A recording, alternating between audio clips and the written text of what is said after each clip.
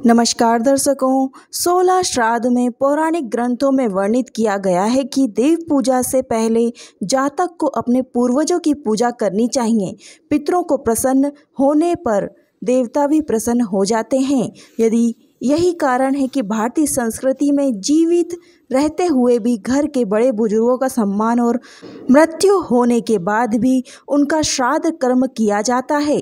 इसके पीछे भी एक मान्यता है कि यदि विधिनुसार पितरों का तर्पण न किया जाए तो उन्हें मुक्ति नहीं मिलती और उनकी आत्मा मृत्युलोक में भटकती रहती है।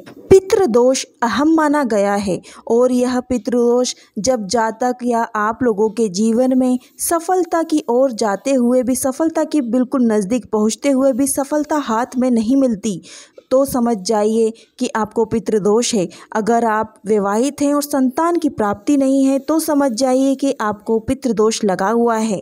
धन की कहीं हानि होती है, व्यापार अच्छा नहीं चल रहा है तो भी यह निर्देश मिलते हैं कि आपको पितृदोष लगा हुआ है।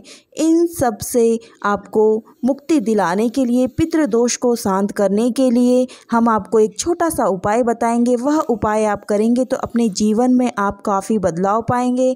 आपके जीवन में संपन्नता और सुख आने लगेगा। आप 16 दिन की अवधि होती है जो कि 16 श्राद्ध का टाइम होता है जो अभी चल रहा है। 16 दिन की अवधि में सभी पूर्वज अपने परिजनों का आशीर्वाद देने के लिए नीचे आते हैं, यानी पृथ्वी लोक पर आते हैं और उन्हें प्रसन्न करने के लिए उनका तर्पण करना और उनका श्राद्ध करना बहुत ही ज़रूरी माना गया है। अगर आपके पितृ आपसे रुष्ट हैं, आपको अपने जीवन में कोई नाकामयाबी दिख रही है, अपने जीवन में कोई मुसीबतें दिख रही हैं तो आप उनका श्राद्ध और तर्पण करें। इन अनुष्ठानों को करना इसलिए भी महत्वपूर्ण माना गया है क्योंकि इससे किसी व्यक्ति के पूर्वजों को उनके इष्ट लोकों को पार करने में मदद मिलती है। वहीं जो लोग अपने पूर्वजों का पिंडदान नहीं करते उन्हें पितृ ऋण यानी पितृदोष का सहन करना पड़ता है। इसीलिए श्राद्ध पक्ष के दौरान यदि आप अपने पितरों का श्राद्ध नहीं कर पाते तो आप छोटा सा उपाय जरूर कर सकते हैं।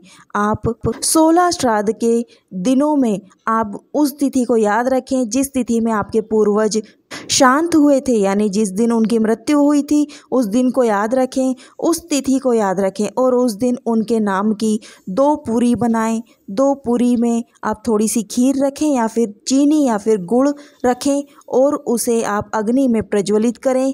और या फिर आप गया नहीं जा सकते, यानी गया भी जाने का प्रमाण है, आप गया जाके उनका तर्पण कर सकते हैं। अगर वह नहीं कर सकते तो आप एक काम कीजिए, गाय के मुख में 2 पूरी और थोड़ा सा गुड़ आप उनके मुख में डालें या फिर खीर पूरी सब्जी भजिए, जैसे ही आप सक्षम हो उस हिसाब से आप उनके नाम का भोजन जानवर के नाम करें, यानी जानवर के मुख में करें। जानवर में आप गाय के मुख में सबसे पहले डालें, फिर कुत्ते को खिलाएं और अपने घर की अटारी पर यानी छत पर आप रख दें थोड़ा सा गुड़, घी और थोड़ी सी पूरी।